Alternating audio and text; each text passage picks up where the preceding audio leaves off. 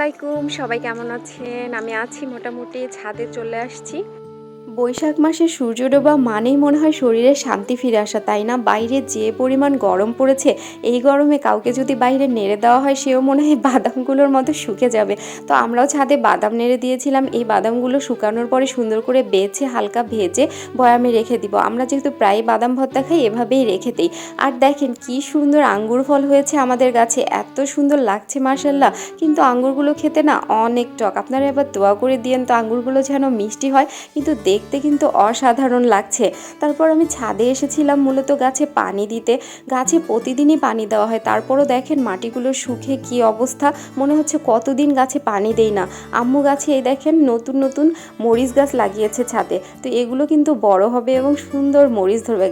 বাড়ির গাছের মরিচ খেতে কিন্তু খুবই স্বাদ লাগে। আর এই দিকে দেখেন বেগুন গাছ লাগিয়েছে, এই বেগুন গাছগুলোতেও কিন্তু বেগুন হবে, হোক না দু একটা গাছ, তারপরও বাড়িতে গাছ থাকলে, সবজি গাছ থাকলে খুব ভালো লাগে। আর দুই একটা যে সবজি পাওয়া যায় সেটাই মনের শান্তি। এই গাছগুলোতে কিন্তু আমার মাই পানি দেয়, কিন্তু এই গরমের মধ্যে আমার মা রোজা করছে, নফল রোজা করছে। আমার মায়ের জন্য সবাই দোয়া করবেন যেন আমার মা সুস্থ থাকে এবং সব সময় ভালো থাকে। তো এই দেখেন এই গাছটা হচ্ছে হাড়িভাঙা আমের গাছ। আর এই যে আমাদের লেবু গাছে এবার অসংখ্য লেবু ধরেছে। এই লেবুগুলো কিন্তু অনেক টেস্টি হয় এবং এগুলো শরবত খাওয়ার জন্য পারফেক্ট, কিন্তু এখনও অনেক ছোট আছে তাই এগুলোর এখনও রস হবে না।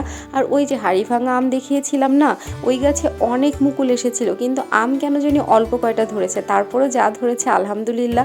আর এখন মাগরিবের সময় আজান দিচ্ছে। তো আমার আম্মু ইফতার করতে বসেছে, আমিও আমার আম্মুর সাথে ইফতার করতে বসলাম। যে গরম পড়েছে, আম্মুর অবস্থা খুবই খারাপ। তারপর আম্মু বলছে না আরও একটা রোজা আছে, ওইটাও করব।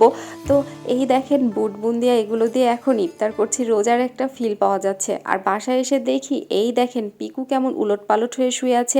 আমার বেশিরভাগ ভিডিওতেই দেখবেন পিকু শুয়ে আছে, কারণ ও দিনের বেলা এত ঘুরে বেড়ায়, এই গরমের মধ্যে বাসায় আসলে তোর ক্লান্ত লাগবেই আর ও তো ঘুমাবেই। তো আমার ভিডিওটা কেমন লাগলো অবশ্যই ভালো লাগলে একটা লাইক, কমেন্ট এবং শেয়ার করবেন। আল্লাহ হাফেজ।